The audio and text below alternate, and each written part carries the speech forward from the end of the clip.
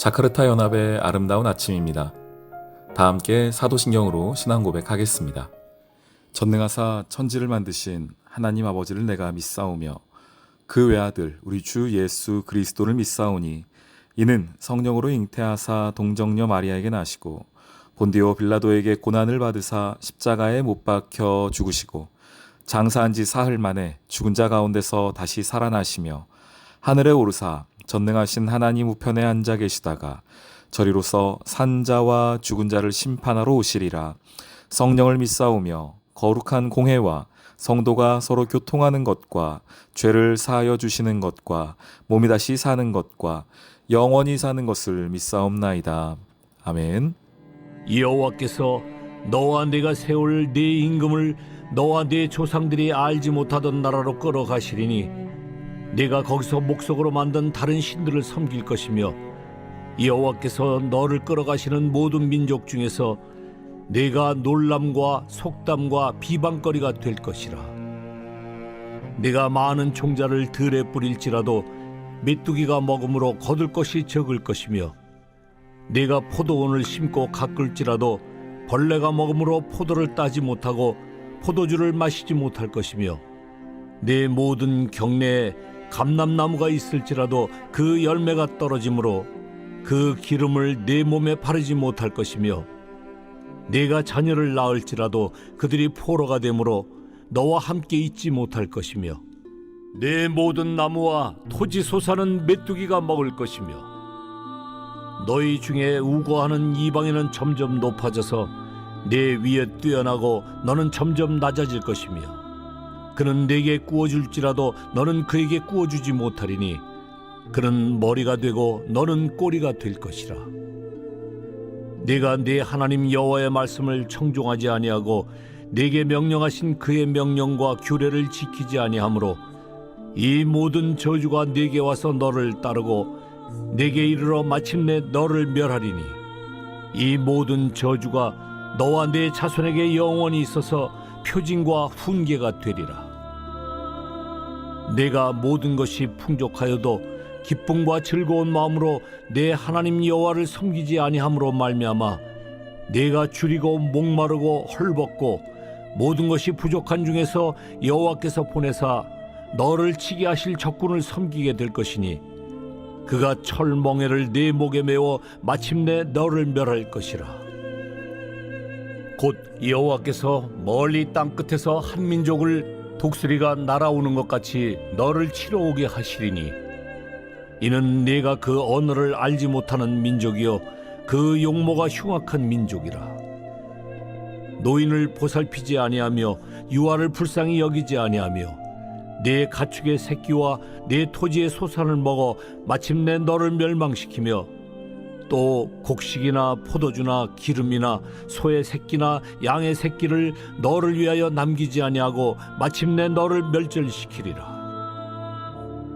그들이 전국에서 네 모든 성읍을 에워싸고 내가 의뢰하는 높고 견고한 성벽을 다 헐며 네 하나님 여호와께서 내게 주시는 땅의 모든 성읍에서 너를 에워싸리니 네가 적군에게 에워싸이고 맹렬한 공격을 받아 곤란을 당하므로 네 하나님 여호와께서 내게 주신 자녀 곧 네 몸의 소생의 살을 먹을 것이라. 너희 중에 온유하고 연약한 남자까지도 그의 형제와 그의 품의 아내와 그의 남은 자녀를 미운 눈으로 바라보며 자기가 먹는 그 자녀의 살을 그중 누구에게든지 주지 아니하리니 이는 네 적군이 네 모든 성읍을 에워싸고 맹렬히 너를 쳐서 곤란하게 하므로 아무것도 그에게 남음이 없는 까닭일 것이며 또 너희 중에 온유하고 연약한 분이여 곧 온유하고 연약하여 자기 발바닥으로 땅을 밟아보지도 아니하던 자라도 자기 품의 남편과 자기 자녀를 미운 눈으로 바라보며 자기 다리 사이에서 나온 태와 자기가 낳은 어린 자식을 남몰래 먹으리니 이는 네 적군이 네 생명을 에워싸고 맹렬히 쳐서 곤란하게 하므로 아무것도 얻지 못함이리라. 샬롬, 자카르타 연합의 아름다운 아침입니다. 오늘은 신명기 28장 36절로 57절까지의 말씀을 함께 보겠습니다. 오늘 말씀에서는 말씀대로 살지 않았던 이스라엘을 향한 하나님의 예언인데요. 아직 이루어진 것은 아니죠. 예언인데 저주에 대한 예언입니다. 말씀을 지키지 않았을 때에 너희가 어떻게 될 것이다 라는 실은 참 무서운 이야기들이 오늘 좀 나오고 있습니다. 한번 쭉 저희가 읽으셨던 그 내용인데 그 중에서 몇 가지만 좀 함께 먼저 나누기를 원합니다. 하나님의 말씀을 떠난 민족, 이제는 뭐 이스라엘 민족이 아니 저와 여러분이 되겠죠. 하나님의 말씀을 떠난 하나님의 백성들의 삶이 어떻게 될 것인가. 먼저 43절 보시면 너희 중에 우거하는 이방인은 점점 높아져서 내 위에 뛰어나고 너는 점점 낮아지게 될 것이다는 겁니다. 저기서 제가 먼저 주목해 본 것은 하나님의 말씀을 떠난 자들의 삶은 점점 낮아진다는 겁니다. 하나님께서 하나님의 자녀들에게 주시는 크신 복 중에 하나, 또 제가 우리 성도들에게 또 저의 삶에, 저희 가정에도 있기를 소망하는 복 중에 하나는 무엇이냐면 날이 가면 갈수록 잘 되는 복입니다. 점점 좋아지는 복이죠. 오늘보다 내일이, 또 내일보다 다음이, 올해보다 내년이 더 좋아지는 것입니다. 하나님께서 주시는 복은 저는 거기에 있다고 생각합니다. 갑자기 커다랗게 하나님이 어떤 놀라운 일들을 행하시는 것도 큰 복이지만 조금씩 조금씩 개선되는 것이죠. 우리의 믿음도 그렇고 우리의 자녀들의 삶도 그렇고 경제적인 부분도 그렇고 모든 삶의 영역이 조금씩 조금씩 더 나아지는 삶이 하나님 주시는 큰 은혜라 생각이 되어집니다. 그런데 말씀을 떠난 자들의 삶을 보니 점점 낮아져 가는 삶의 모습이 있습니다. 안타까운 삶의 모습이 아닐 수 없습니다. 하나님께서 원하시는, 하나님께서 주시기 원하셨던 그 기쁨, 그 은혜, 또 그 생명, 이런 것들이 있다면 그의 삶이 어떻게 점점 낮아지겠습니까? 점점 올라가게 될 텐데 하나님 말씀이 없으니, 말씀대로 살지 않으니 점점 낮아지는 삶이 있습니다. 44절도 보시면 그는 내게 구워줄지라도 너는 그에게 구워주지 못하리니 그는 머리가 되고 너는 꼬리가 될 것이라. 이 말씀은 앞에 우리 28장 15, 16절에 보시면은 13, 14절에 보시면은요. 여호와께서 너를 머리가 되게 하고 꼬리가 되지 않게 하겠다. 이 말씀과 정반대의 말씀이죠. 하나님의 말씀대로 살 때에는 네가 꼬리가 되지 않고 머리가 되는 삶이 될 거다라고 했는데 이제 정반대로 그가 꼬리가 되고 그가 머리가 되고 내가 꼬리가 되는 삶이 있습니다. 우리 자녀들에게 우리 항상 기도해 주는 거 그것이었지 않습니까? 하나님 많은 민족에게 구워줄지라도 꾸지 않는 인생 되게 해주십시오. 머리가 되게 해주시고 꼬리 되지 않게 해주십시오 라고 우리가 기도했는데 여러분 기도만 할 게 아니라 그렇게 되기 위해서 무엇이 필요하다는 겁니까? 하나님의 말씀대로 살아가는 그 순종의 삶을 하나님이 요구하신다는 겁니다. 뒤에도 돌아가서 보시면은요 47절부터 보시면 이 말씀이 없는 삶에 저는 가장 가지고 있는 슬픈 모습이라고 생각하는데 47절 보십시오.